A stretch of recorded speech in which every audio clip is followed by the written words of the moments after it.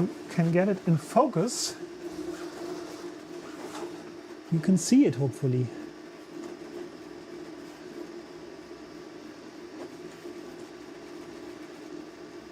Okay.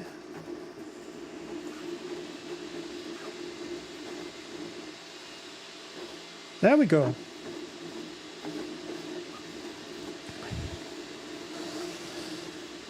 Is it sharp?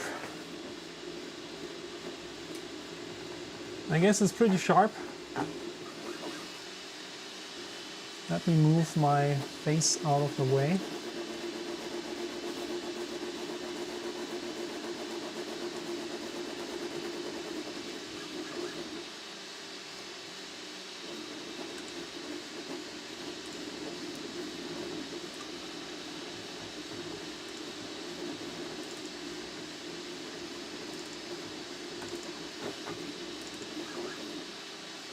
There we go.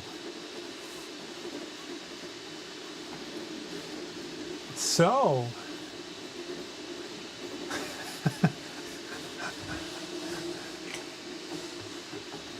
happy to do this for you. I'm also super happy that we now see a lot more of the detail. Probably want to do it a little more sharpen the image a little more. Maybe doing this. Increasing the f-stop.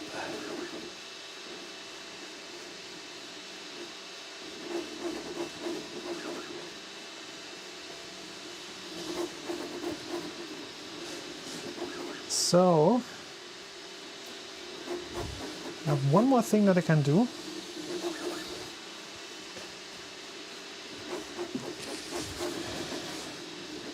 So we can see a bit more.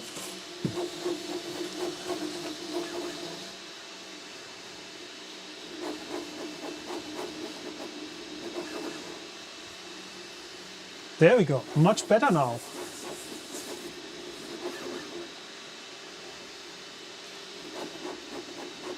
Exactly, better with more light on the nozzle. There you go, there you have it. Oh. So it is an Ender 3 with the speed of a bamboo lab. Well, could be. At least in the normal speed settings. But honestly, if you ask me about, does it make sense to compare speed Benchy tests between different printers? Is it really that much valuable? I would say you will see with a bigger print, with longer prints, you will see the real difference if the printer is still capable of doing this. Without any tweaked settings, especially just for Benchy tests. I mean, you can basically tweak your printer to print a Benchy super fast, but then if you do something really serious, you might run into some issues. So I'm more curious to see this printer performing on bigger things. But it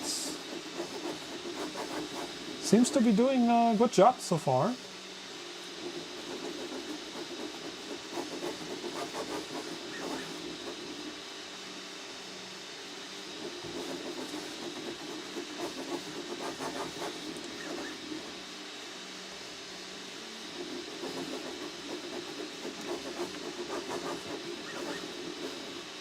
Okay, so I'm gonna turn down the noise a bit.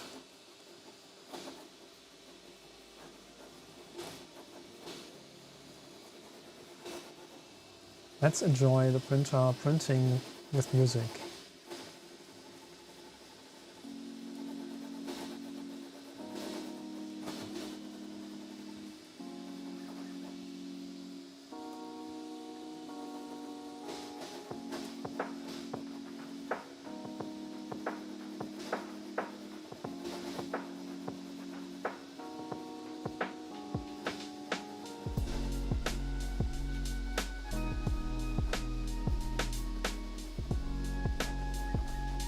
Motronic, yeah, the printer is 289 in the EU, currently selling at, for example, 3D Jake, it's 296. 296 euros at 3D Jake, who's ship it worldwide. So for 300 bucks or under 300, you can probably not make any huge mistake here, especially if you get a discount around the holidays. So I mean, all of the Black Friday and New Year deals are now over, but probably there's gonna be something coming up in the next couple of weeks and months, and you can grab it for, I don't know, maybe 10-20% lower. So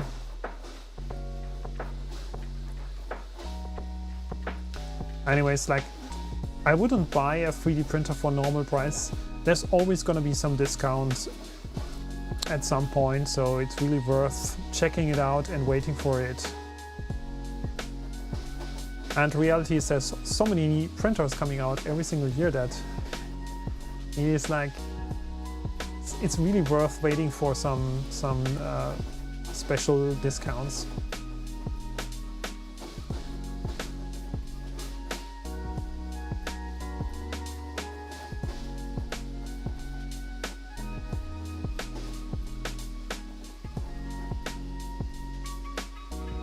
So far, how many minutes are we into the print?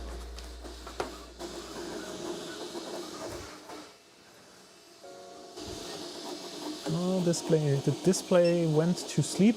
Into 10 minutes? No, 7. Yeah, 7 minutes into the print. One thing about the display, that would be my only complaint, is that the display is very hard to read. Maybe we can increase the contrast on the display, but it's like it's gray text on a black screen, right? So you can imagine it's not easy to read.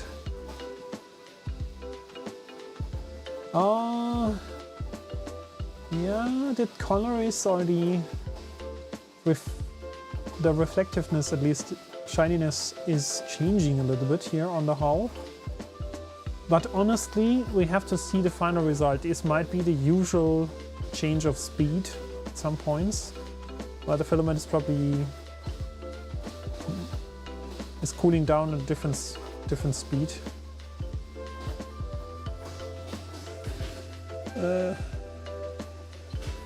I mean, so far it looks okay. We'll see the final result in a moment. Taking a closer look.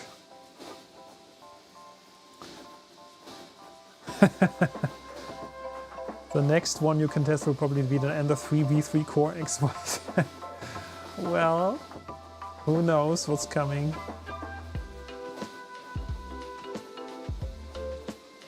It is possible that there is a foil on it. Well, I have removed the protective cover, so there was a foil on it, a screen cover. This is this sheet here. That's what I definitely removed already, right? So that's not it. But I think it's just a contrast setting. Maybe we can increase the brightness. I don't want to touch it at the moment, but we'll take a look. I mean, it's not super bad. It's just that if you're using a camera and pointing the camera on it, the camera has different requirements. So the camera needs more light to come from the screen,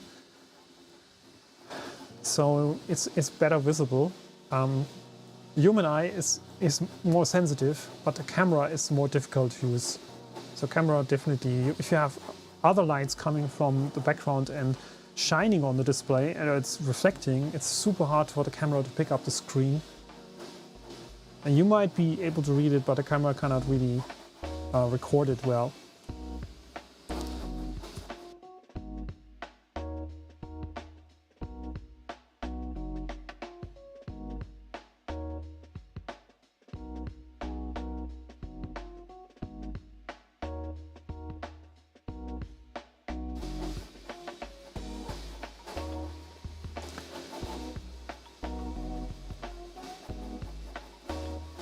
It will come soon. I mean, a second one. What are you talking about?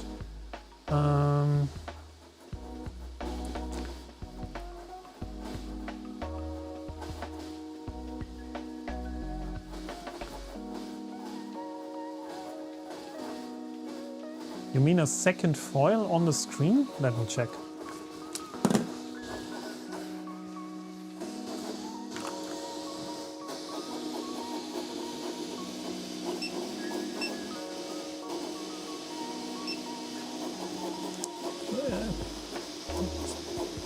I'm not sure. I can't really tell. However, I mean, we can maybe go into the settings here. We have a screen brightness setting that is now on maximum. I personally would say now it's better. You can't see it. I can't point the camera to this at the moment, but it's better now. With the highest brightness setting, it's a little better, I'd say.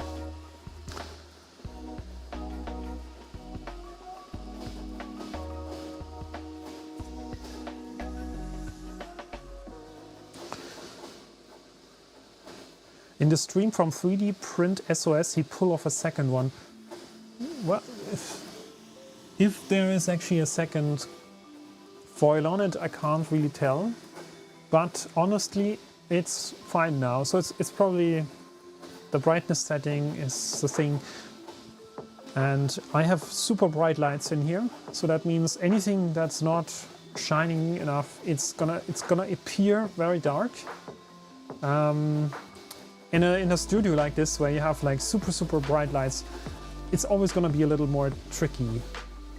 Versus if you have this running in your room and you don't have these kind of 5600 Kelvin studio lights on, but more like a more relaxed, then it's definitely easier to see the screen. Good, we're making some progress here. I guess we're gonna be in the last few minutes of this print.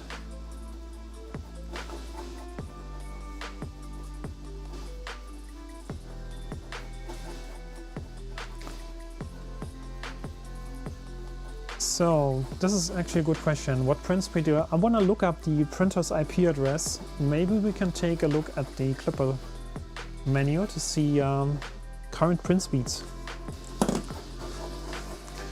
I'm really curious. I'm hoping we cannot interfere with the print in this way. So let's see. Do we have any way to tell network IP?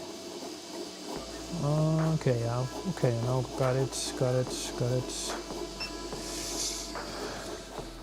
Interesting question is it running on HTTP or HTTPS? We'll figure it out. There we go. Gonna show it to you in a second. I can tell you that the printer tells me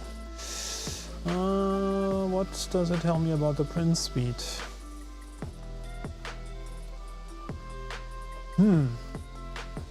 Not so much.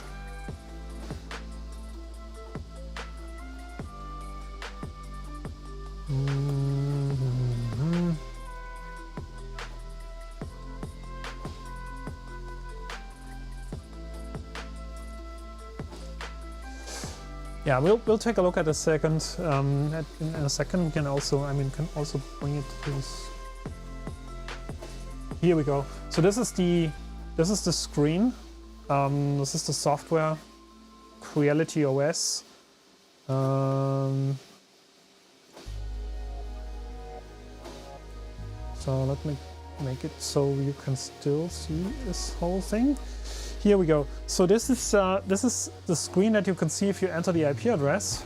However, if you're used to using Mainsail OS or something, Mainsail gives you all kind of data about acceleration, print speed. This is pretty much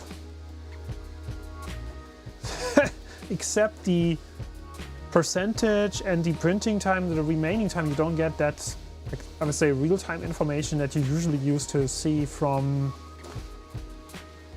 Mainsail OS, for example. So I would say, if you want to see that much more detailed information from Clipper, you probably have to install a different software, use a different software. But you see, this is a little bit limited in that regard.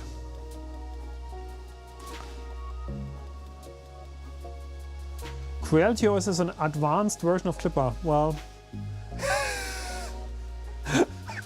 honestly, let's subtract the marketing, okay? Let's subtract the marketing. I would say it is Clipper branded for Creality.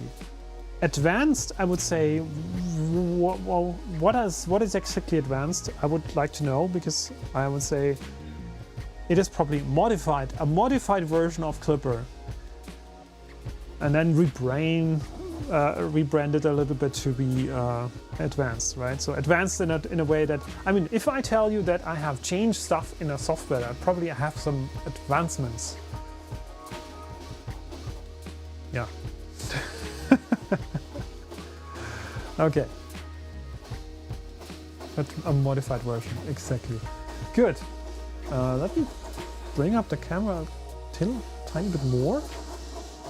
I think we're otherwise not gonna see the chimney.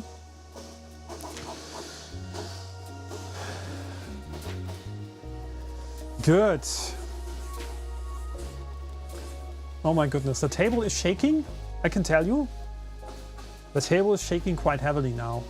My screens are shaking. I have two monitors here on two pressurized arms, or like hydraulic arms, and they are shaking like crazy because the printer is moving so fast.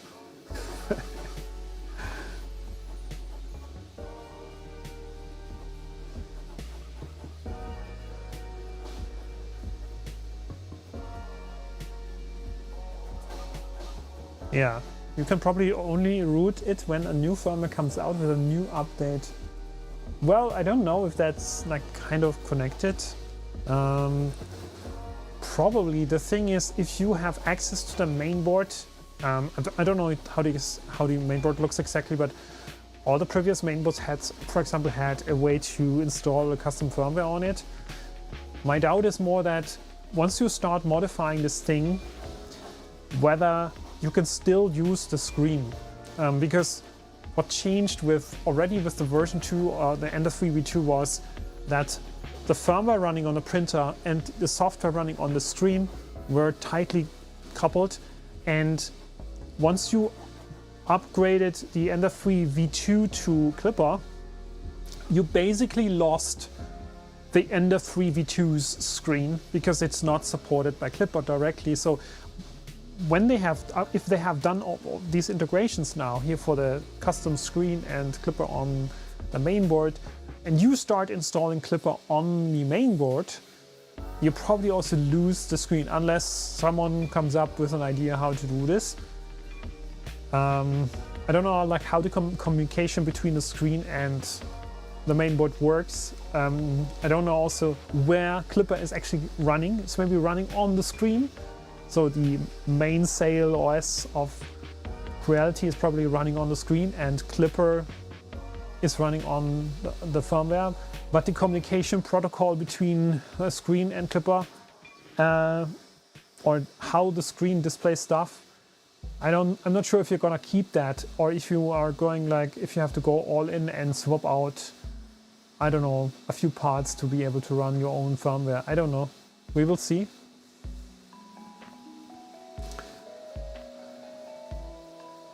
Does it have some internal sensors to measure the vibration to compensate? Honestly, we need to look that up. And we're done. Gonna take a look at this question in a second. So let's take a closer look at this result. First of all, we want to zoom in, or try to okay, now we're good, I guess. So this is the result. Still sticking quite well, so probably want to take a look while it's cooling down. So from this point of view, I would say the only concern here, the only thing that I can see is that we have a little roughness here in the upper parts of the bow. It's definitely a rougher surface, and you can even feel it. This down here well, until you reach this point here, until you reach this last layer here. It's pretty much perfect. It's very shiny, and then it starts to become very rough. Interesting enough, it's only on the outer shell, and then not here. The boathouse is not showing this kind of roughness.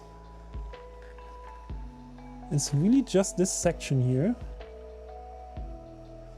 And the rest is pretty nice actually. So it's really just this section here that's had a little bit of an issue here with probably the print speed is causing this issue.